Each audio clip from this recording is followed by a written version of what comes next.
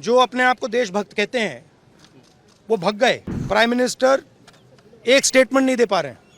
Trump ने 25 बार बोला है कि मैंने सीज फायर करवाया। ट्रंप कौन होता है सीज फायर कराने का?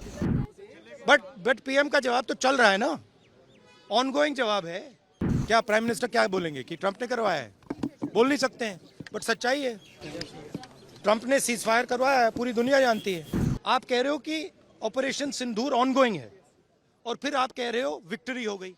How can prime minister give a statement? क्या प्राइम मिनिस्टर क्या बोलेंगे कि ट्रंप ने करवाया है? बोल नहीं सकते हैं, बट सच्चाई है।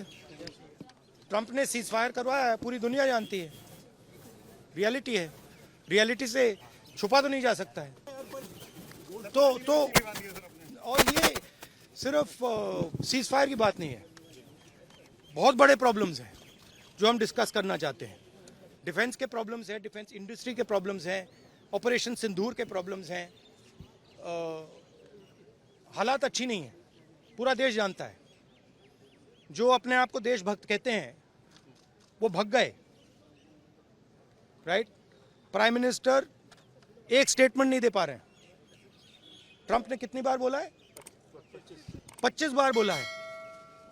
ट्रंप ने 25 बार बोला है कि मैंने सीज फायर करवाया। ट्रंप कौन होता है सीज फायर कराने का? उसका काम थोड़ी है। मगर प्रधानमंत्री ने एक बार जवाब नहीं दिया। सच्चाई है, छुप नहीं सकते। सर कोई डेट्स गवर्नमेंट की तरफ से दिए गए? नहीं, देखो डिस्कशन तो होगा। डिस्कशन एक्सेप्ट किया है, पता नहीं कब करेंगे। उन्होंने कहा है कि प्राइम मिनिस्टर के वापस आने से करेंगे। तो वो तो डिस्कशन होगा। अब डिमांड थी कि पीएम ही जवाब दे, तो उस पे क्या देंगे? लगता है बट पीएम का जवाब तो चल रहा है ना, ऑनगोइंग जवाब है। आप कह रहे हो कि ऑपरेशन सिंदूर ऑनगोइंग है और फिर आप कह रहे हो विक्ट्री हो गई।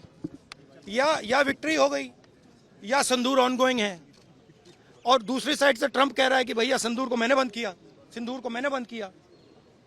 25 बार बोला है, तो कुछ ना कुछ तो दाल में काला है ना। सर फॉरेन पॉलिसी आपको नहीं लगता, क्योंकि फॉरेन पॉलिसी आपको नहीं लगता सर, क्योंकि हमारे यहाँ जब हम ये बात पूरे वर्ल्ड में रखने गए, फोरम पे गए, कई जो देश है उनको गिनती पे गिना जा सकता जो हमारे साथ आए, लेकिन नहीं, गिनती पे भी नहीं गिना जा सकता। किसने सपोर्ट किया?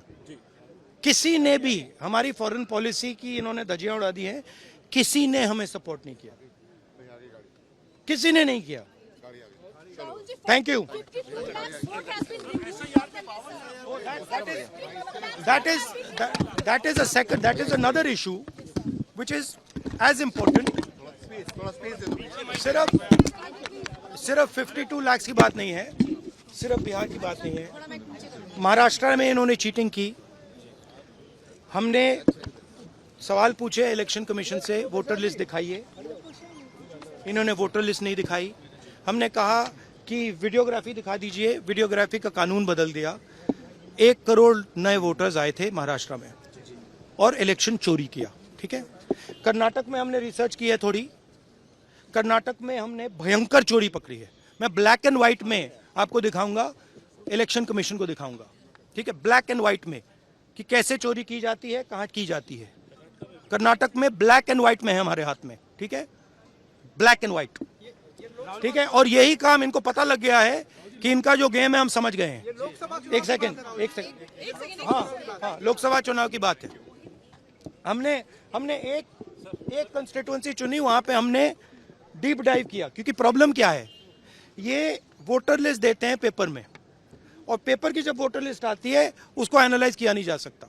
तो एक कंस्टिट्यूएंसी ने हमने पूरी की पूरी वोटर लिस्ट ली, उसको डिजिटल फॉर्मेट किया। 6 महीने लगे हमने, मगर हमने सारा का सारा मतलब इनका सिस्टम निकाल दिया है।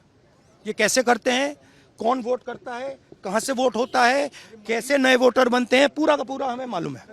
चोरी का फॉर्मेट बदल दिया इन्होंने। नहीं, अब इनको समझ आ गई बात। ठीक है, और अब इन्होंने क्या किया है कि अब हम बिहार का पूरा सिस्टम नए तरीके से करेंगे। वोटर डिलीट करेंगे और नए तरीके से वोटर लिस्ट लाएंगे। हिंदुस्तान में इलेक्शन चोरी किए जा रहे हैं, ये रियलिटी है हिंदुस्तान की।